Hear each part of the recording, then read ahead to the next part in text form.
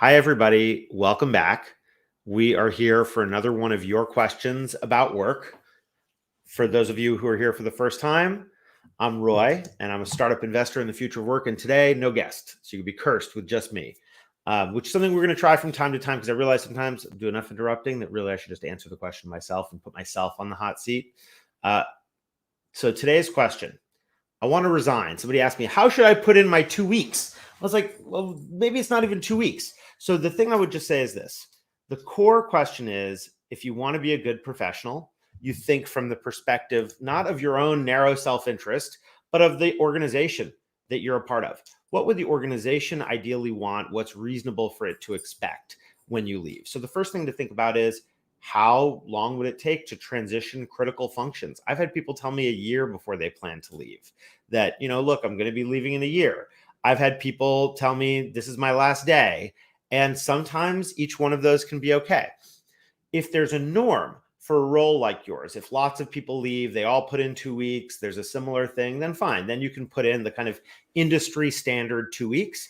And when in doubt, consult with your boss. There are some workplaces that have different policies on these. In some places, the second you say you're going to leave, things are so competitively sensitive that they immediately turn off your email account. It's not personal, but I would just stop, think, what would the organization want from me? What are the different pieces of what I have? And I'll go through those pieces in a second. And then just communicate, communicate with your boss. And you can often ask before you officially put in your resignation. Ideally, it doesn't come as a surprise to that person, but that's sometimes easier said than done, especially if you're in a workplace where things may feel hostile, or if you told people you were searching, you're worried they might actually proactively push you out. And so you have to be careful about that. But then if you are thinking, sometimes a good boss will say, and we've had this with transitions on our team, we hope to be good bosses. Sometimes the boss will say, okay, well, write me your own transition plan. And it's like, okay, well, what are the elements of that? Well, one element is, what's the work that you do on the team that needs to be taken over? And maybe your team has a way of documenting this. We use Asana, for example, is one of the places where we keep things. A second track is your replacement. How might you help if your role is going to be replaced in training the person up? A third thing, and sometimes you'll be sourcing that person. That can be a really wonderful thing to do. A third thing, and often the one that's the most discarded, is communication.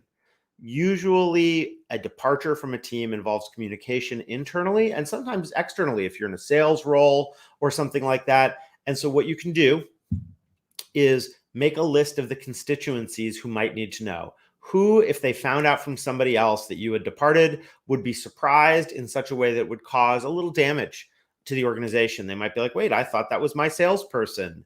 I thought that was my customer service rep.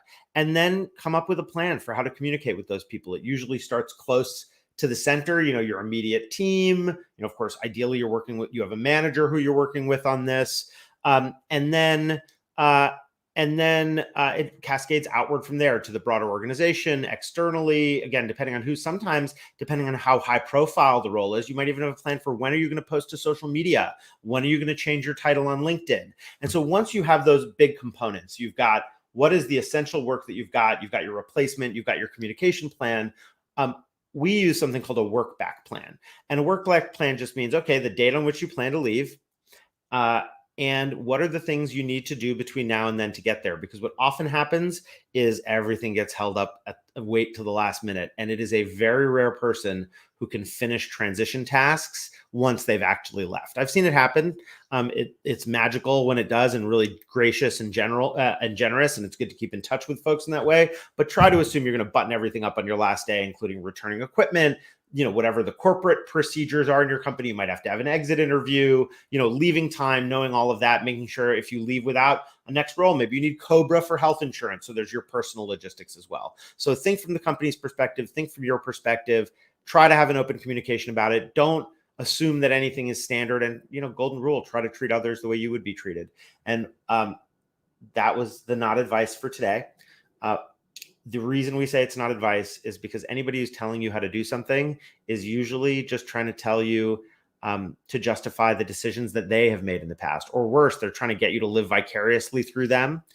by experimenting on you, by giving you advice. So this is just my experience for what works.